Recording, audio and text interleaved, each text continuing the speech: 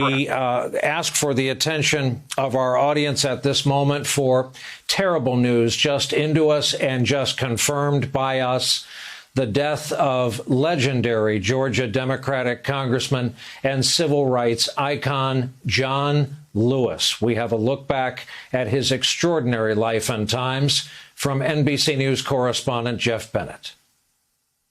Congressman John Lewis was often called the conscience of Congress, known as a moral leader who commanded respect from Democrats and Republicans, seen as one of the last unifying forces in national politics. Lewis was one of 10 children born to sharecroppers in rural Alabama in 1940. He grew up on his family's farm and attended segregated public schools. Lewis said he was inspired as a young boy by the activism surrounding the Montgomery bus boycott and sermons by the Reverend Dr. Martin Luther King Jr., which he heard on the radio. If the Spirit moves us to, we have a right to march at night anytime we want to march. All of it spurring him to become part of the civil rights movement, organizing sit-in demonstrations at segregated lunch counters in Nashville, Tennessee. In 1961, joining in the Freedom Rides, which challenged segregation at interstate bus terminals across the South. I was not concerned about making history. I just wanted to change things. While still in his 20s, John Lewis became a nationally recognized leader. I grew in the movement to accept the way of love, the way of peace, the way of nonviolence, the way of forgiveness. By 1963, he was dubbed one of the Big Six leaders of the civil rights movement.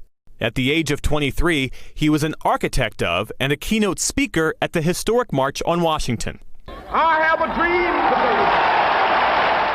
But it was in 1965 when Lewis helped spearhead one of the most seminal moments of the civil rights movement. He led more than 600 peaceful protesters against the Edmund Pettus marching in support of voting rights.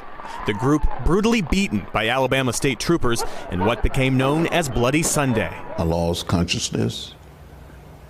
50 years later, I don't recall how I made it back across that bridge to the little church that we had left from.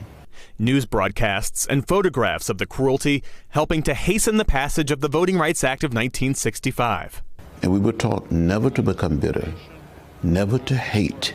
John Lewis's activism continued in Congress. We have lost hundreds and thousands of innocent people to gun violence. In 2016, after a mass shooting at an Orlando nightclub killed 49 people, Lewis led a House sit-in trying to force a vote on gun legislation. John Lewis often spoke of the good trouble he caused in the 1960s and in the political fight since, invoking the moral courage that fueled his lifelong fight for civil rights. When you see something that is not right, not just, not fair, you have a moral obligation to say something, to do something. Jeff Bennett, NBC News, Washington.